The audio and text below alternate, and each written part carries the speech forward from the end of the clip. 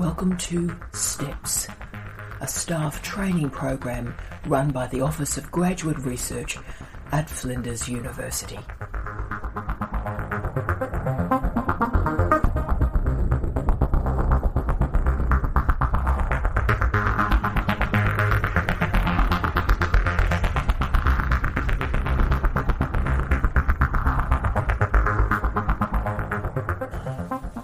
Hello, I'm Tara Brabazon.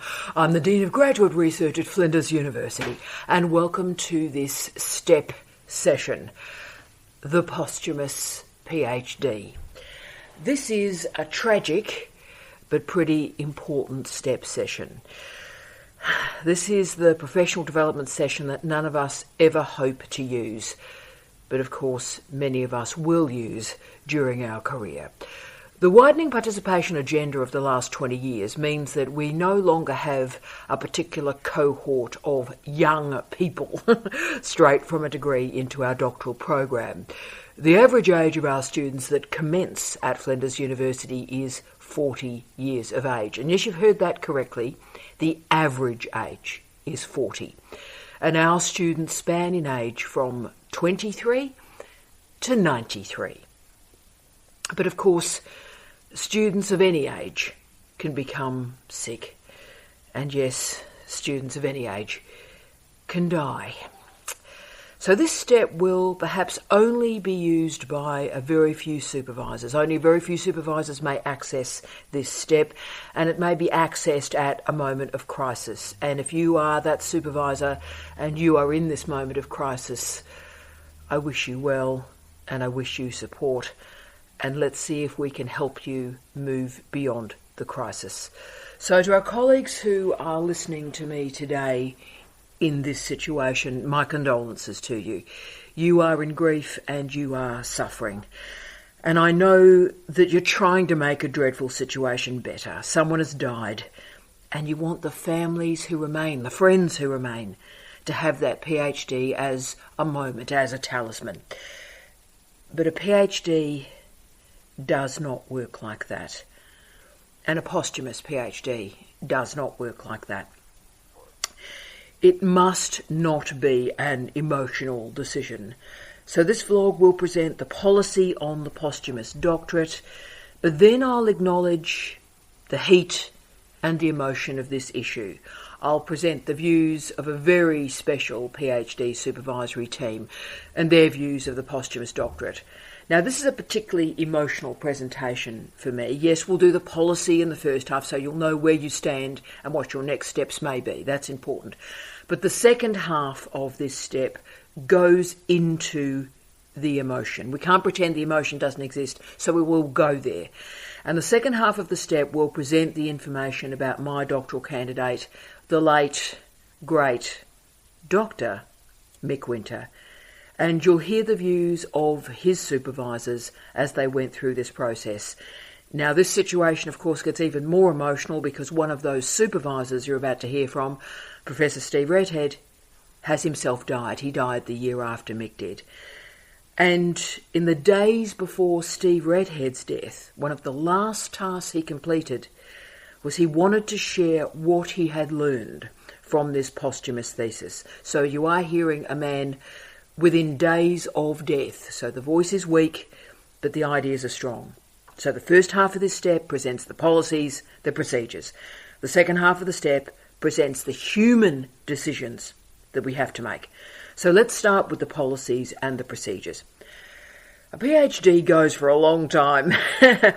And if this process continues over an elongated period of time, and a student dies during that time, a process has to be actioned. So let me tell you about the process that is actioned when a student dies. The principal supervisor notifies me, and if I'm not in this role, notifies the Dean of Graduate Research. You notify the Dean of Graduate Research, and then you notify the Higher Degrees Examinations Coordinator that the student has died. So you notify the Office of Graduate Research. So this emotional moment is centralised. And it's centralised to the portfolio, the research portfolio, as soon as possible. Now, this is done because we have processes to enable personal and cultural sensitivities. We in the OGR notify all the systems, the email systems, the finance colleagues, immediately. The moment you send us that email, the first task we do is we activate and notify all the people that need to know so that no unfortunate emails are sent in the days after the death. And particularly if the student was an Indigenous colleague, specific cultural sensitivity matters are also activated. The second key matter to recognise is that unless you are working with a first draft of a full thesis, then you have no thesis. Now, we need to be really real here. Do not allow emotions to betray your decisions. Remember, the PhD must be the student's work, and they must have done enough to pass. So the policies we have in place work from the basis that the supervisors have a completed draft of the thesis. And look, anything before that, so if you've got less than a full draft, anything less than that, please talk to me. And look, we'll try and formulate publications, posthumous publications for the student. The thesis won't be possible, so you need to call it early and talk to me early on if you've got any worries or concerns. And please remember that we are dealing with families at a time of absolute tragedy. So we have to make careful and kind decisions. So we have the policies in place that manage our thesis for deceased students to try and take the emotion out. Okay, so what happens is you have to notify and approach examiners like you would normally do so. So you have a draft of a thesis, you move it through the drafts as you was as a supervisor, and then you recommend examiners. Now, this is important. Examiners are not informed of the posthumous nature of the thesis. Tough decision, that one, and I certainly thought a lot about that when we were putting the policies in place. But yes, examiners must not be informed about the posthumous nature of the thesis, and conventional examination processes are in place. So in other words, nothing weird happens here. A student has died, a student has passed, but examination must maintain the standards of what we expect of all PhDs. So all of that's in place. So you go through the drafting as you would go through the drafting, you select examiners, it's sent out to examination. So everything at this point is the same as it would be as if a student is living. But how the results are handled post the examination, that's the difference. So I'll tell you why these differences occur at this point. A dead student cannot make corrections. So the examiner's recommendations have a huge impact on the outcome. Let me explain.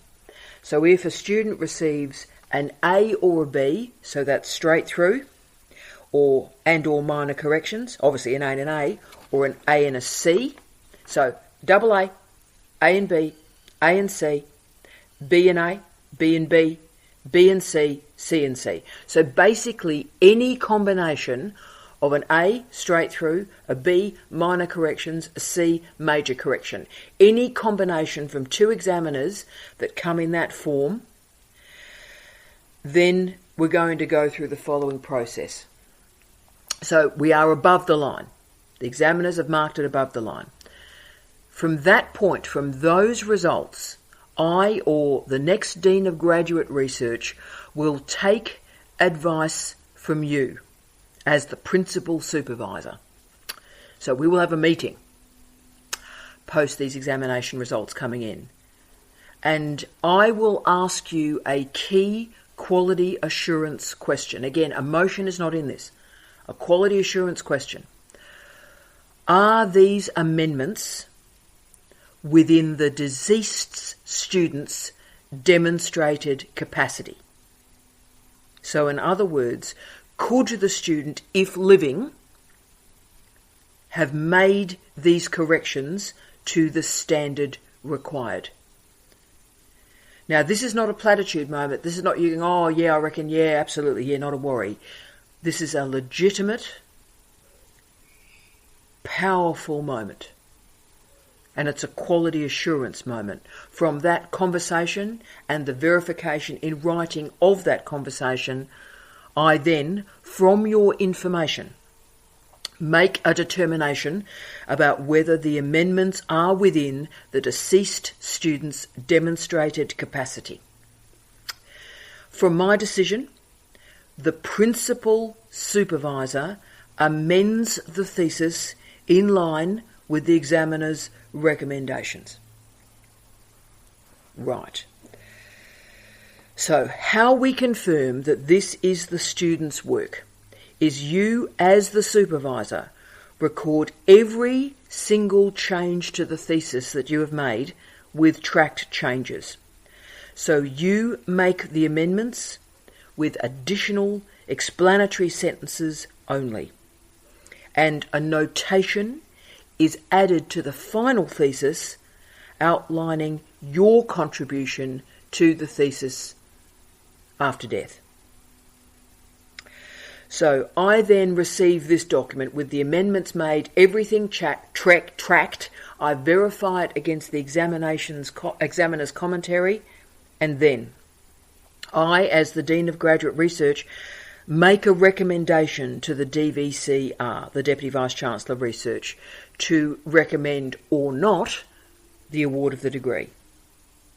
Now, I know that's a very, very complex process, but you can see we need a way to confirm that quality assurance has taken place even after death. So is this the student's work? Even post-death, is this the student's work? And that's why we're going through that process, to determine that it is still the student's work. Now, we need to recognise, and this is the terrible bit of this story, we need to recognise that if any of the examiners recommend a D, which is obviously major corrections, revise and resubmit, and E, a Masters of Philosophy, or a fail, if either of the examiners do a D, an E, or an F, then the posthumous degree will not be awarded. Full stop. Tragic ending, and I imagine a rare one, but we need to lodge that. Okay, so that's the policy and procedure suite for you.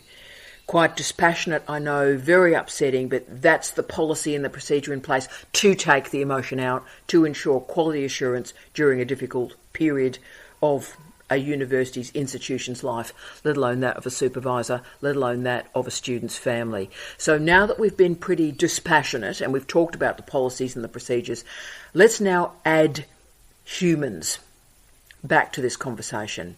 And the next component you're about to hear is supervisors, successful supervisors, talking about the posthumous PhD as a supervisory experience.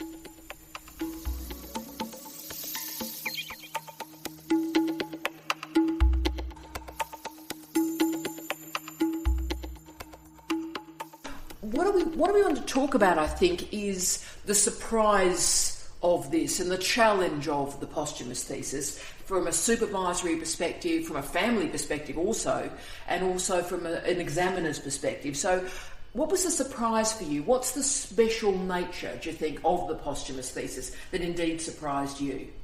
Well, I certainly think we should say, as you have already done, that this is a celebration of someone's life and work, really, because Mick was a terrific student and had contributed an enormous amount to the planet.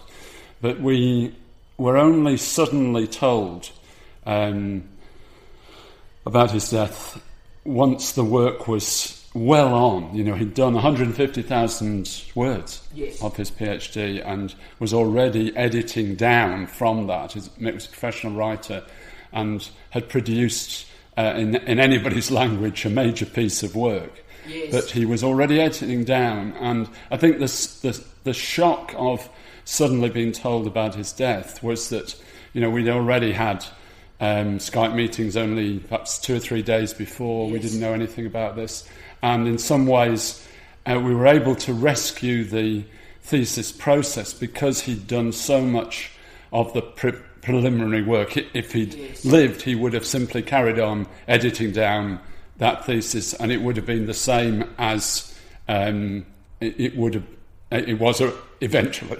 Yes, because what's interesting in this, because the first question is really about the surprises, Steve, and if he'd lived, he would have submitted the thesis in less than 3 months. So we were entering our 10 draft cycle, and he would have certainly submitted within 3 months, maybe even 2.5.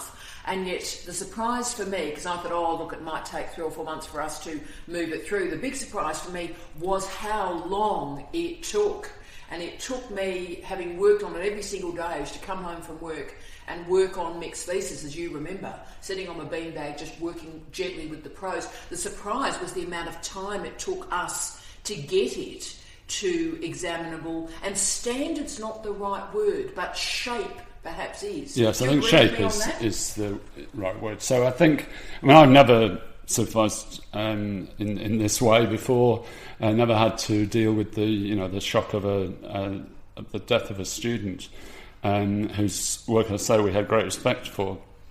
But I think the fact that he'd done so much of that work made a difference. So it wasn't so great a shock.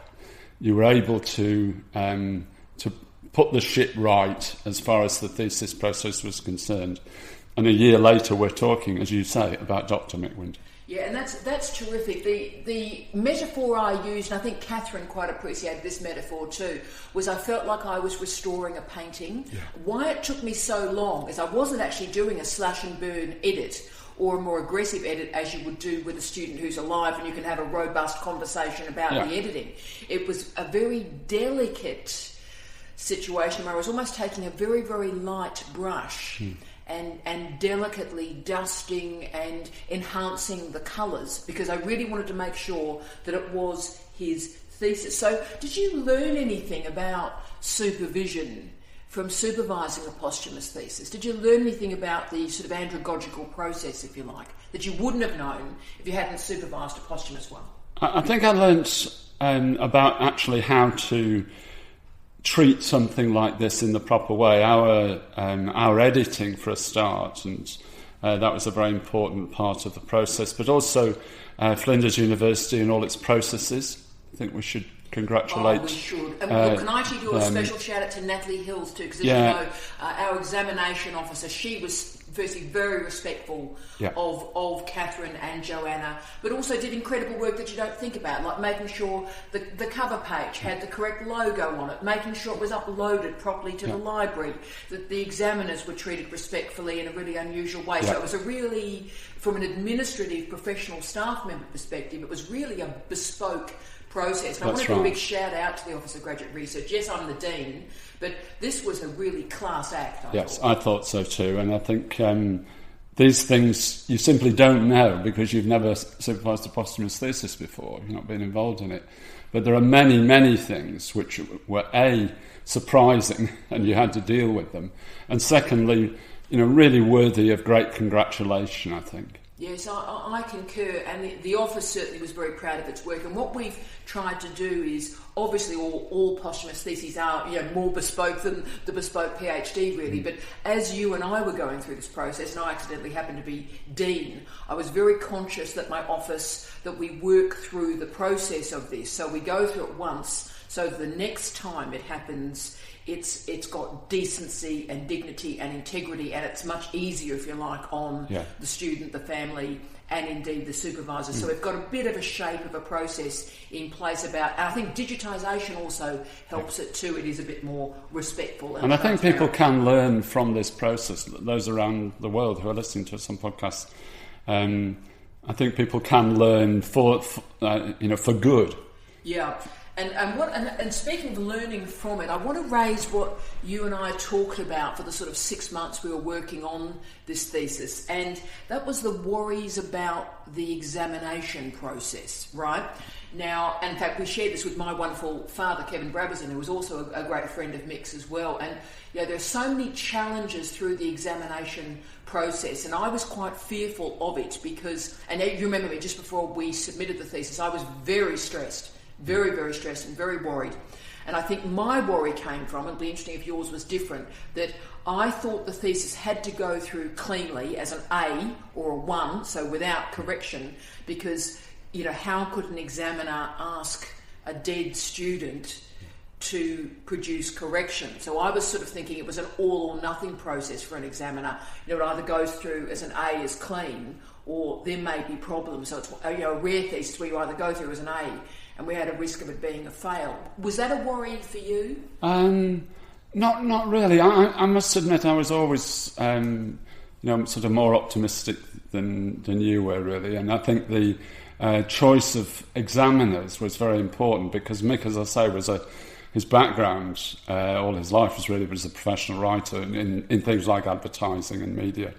And we chose as examiners very experienced academics who were also professional writers and working in the professional field. I think that helped greatly. So you did marry the expertise of the student, which was great, and the expertise of the supervisors, which was great. But I think those are the sorts of problems you would get in posthumous theses, that if you hadn't married those things correctly, there's no way of talking to the person who'd passed on. Yes, and thank you for saying that, because I spent a lot of time thinking through examiners, and one examiner doesn't know the other examiner in the Australian system. Quite exactly, quite right. Because there is no oral exam, and of course, thankfully, ironically, there's no oral exam. I know, it's bizarre, isn't it? We talked about oral exams for so many years. Yes, indeed, and in this case, we've done well out of it. But I chose 2 professors, very senior professors, also professional writers that work through journalism, media production, and also produced a large number of books, including trade books. Yeah. So both of them had that spectrum of professional communication. Exactly, I think that was important. That was crucial. They were also both radically interdisciplinary too, because, particularly in Australia at the moment, there's all this nonsense about the humanities versus the sciences and so forth. And of course, in Mick's thesis, he was quoting biologists alongside Zizek. Absolutely, and that's one of the things that made it a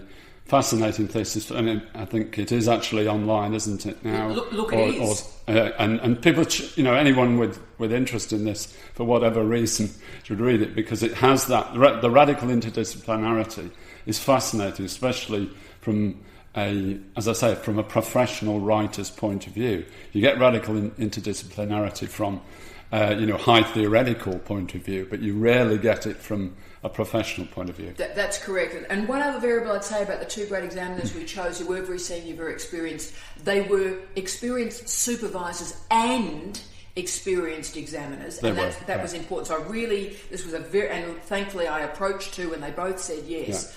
But that experience really mattered, and you could see it in their reports, Yes, Steve. They were fascinating reports, and I think it's a process to be celebrated when you get something of a process of that quality with really high quality examination reports, which again we can all learn from. And they were very reflexive reports too. That they were reflecting on the nature of examining a posthumous thesis, so they didn't pretend it wasn't existing, that they were dealing with a phantom student. It was like, okay, this is the reality, this is what we're assessing here. And they actually said they would have given exactly the same assessment if the student had been alive or dead. Yes. And the regret at the end, particularly in one of the... by the way, can I just say, we haven't actually done the proper report on how the examiners came through.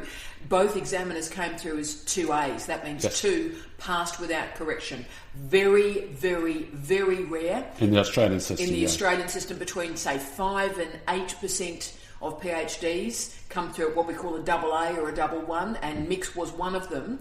And it was very interesting that one of the examiners certainly stated, look, I'm not going to be easy on this thesis. That's not respectful for Mick. It's not respectful for the supervisors. No, and they weren't.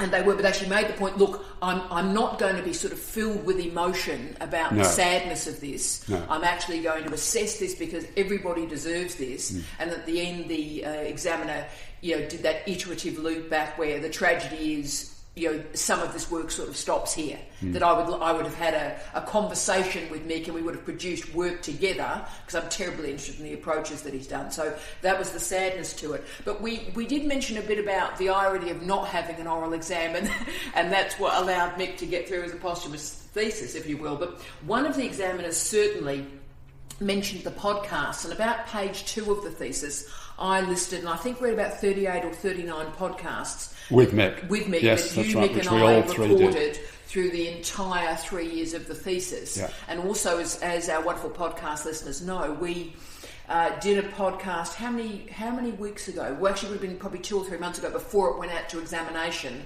to explain the work we had done, to explain the supervision, to get it to examination. We did that to help colleagues around the world think about this, but also for the examiners to hear.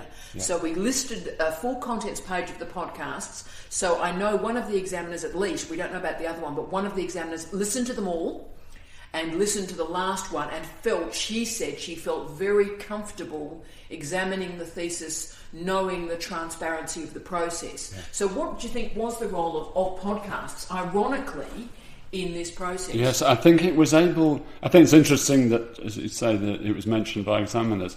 And certainly podcasts were a major part of the way in which we supervised Mick, because he was often in another country.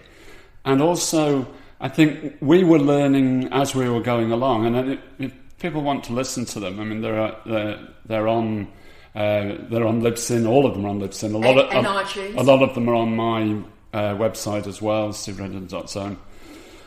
I think the learning process was partly ours, so that I hadn't supervised in that sort of way in the past. Obviously, technology didn't allow me to do that in the past. That's right. But it did allow us to do it in this particular case.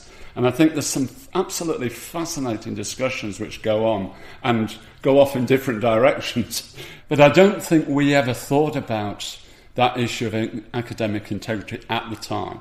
No, we were treating it as sonic note-taking, so we'd come up with a good idea and we wanted a record of it for the student to work on that week. That's how I think we're applying it. But now I'm much more conscious that it adds maybe it's the Australian experience. It's vital. That it adds transparency to the process, because I really want examiners, and when I'm an examiner, I want to know that it is the student's work.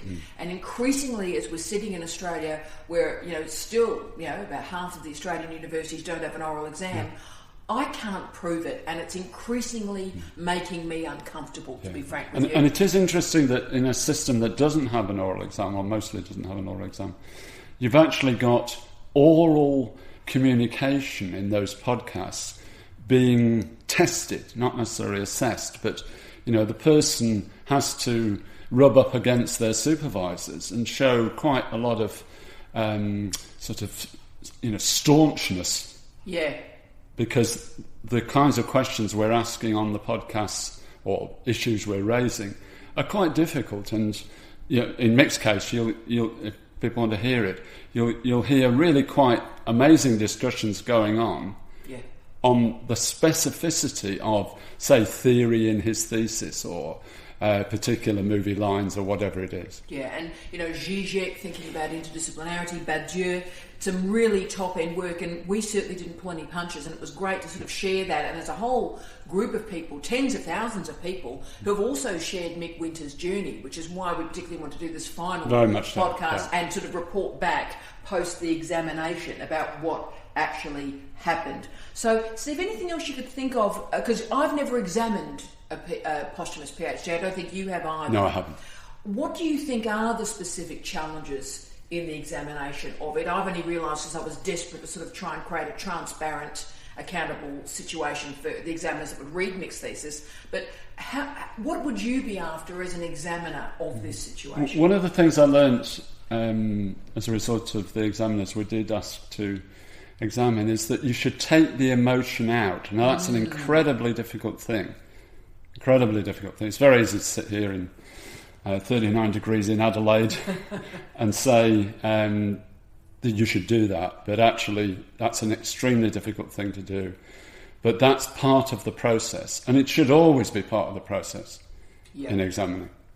Yeah, and I think that's an important point, and a couple of things to say about that. As I said, one of the examiners did that overtly, Steve, actually in the introduction stating, look, this is a terrible situation, this is an unusual situation, I could get emotional and I choose not to, right? So one of them did that. The other examiner only afterwards, after they'd done their report, and the interesting thing is he'd done about 8 versions of the report from what he reported to us, the sort of long involved sort of emotional engagement. He did, and he actually then just got rid of that and he kept doing a different version of the report. And he ended up doing a single page discussing, the intellectual merits of it and stating, look, I'm not going to emotionally get into this. I've done multiple versions of this report and I'm not going to go there. No, and that's what I learnt from, that's what you should do. Can I just say they were the two, I've seen hundreds, maybe thousands at this point of PhD examination reports, and they were the two finest reports I'd ever seen, actually. It was amazing that such a difficult task and a difficult job that you're asking somebody to do for a very intellectually challenging thesis. This wasn't an easy connect the dots thesis. This was a full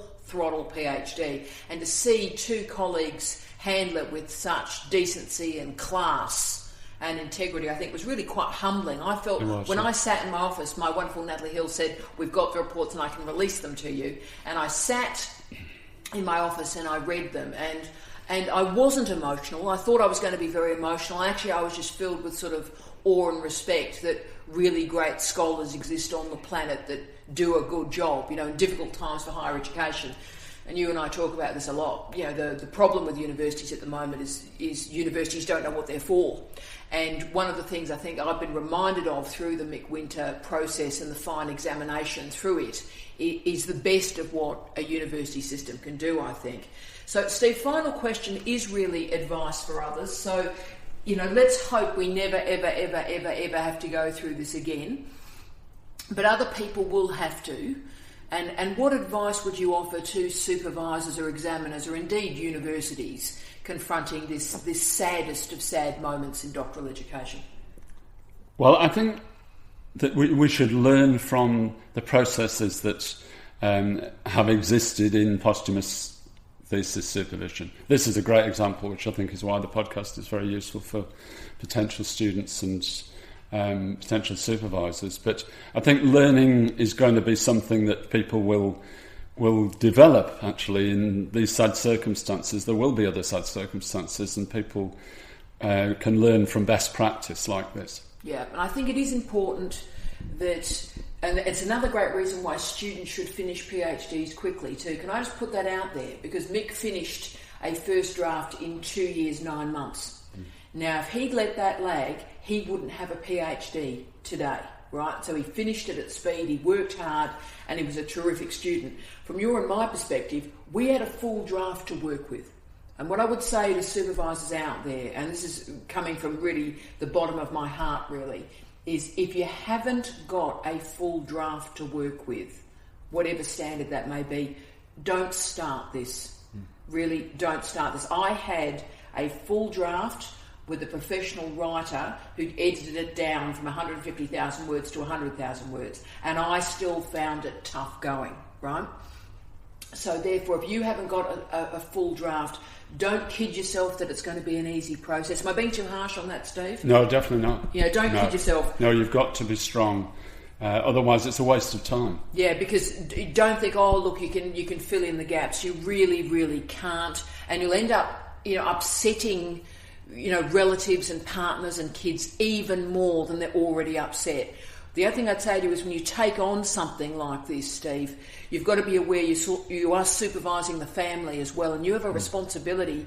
And certainly that's why I was tortured, as you know, most days. I'd be sort of banging my head against a desk and really desolate about it because I wanted to do a good job for Mick, but I also wanted to do a good job for his wonderful wife and daughter and their friends, our friends. And that puts incredible pressure on supervisors. So I'd say don't go into this thinking it's going to be a great experience. It was really emotionally complex, and as you've said, emotionally quite difficult and hard to park those emotions too, don't you think? I think so, yeah.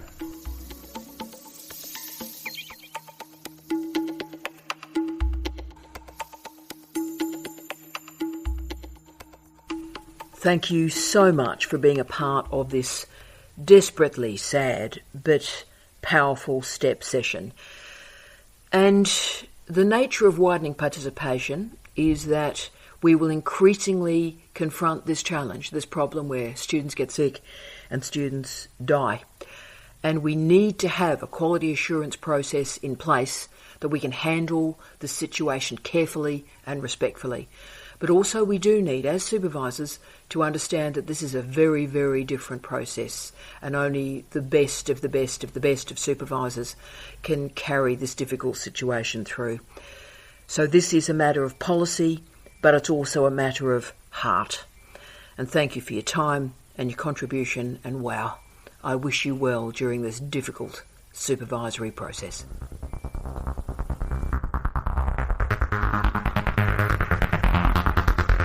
Thank you for listening to this STEPS training program on behalf of the Office of Graduate Research at Flinders University.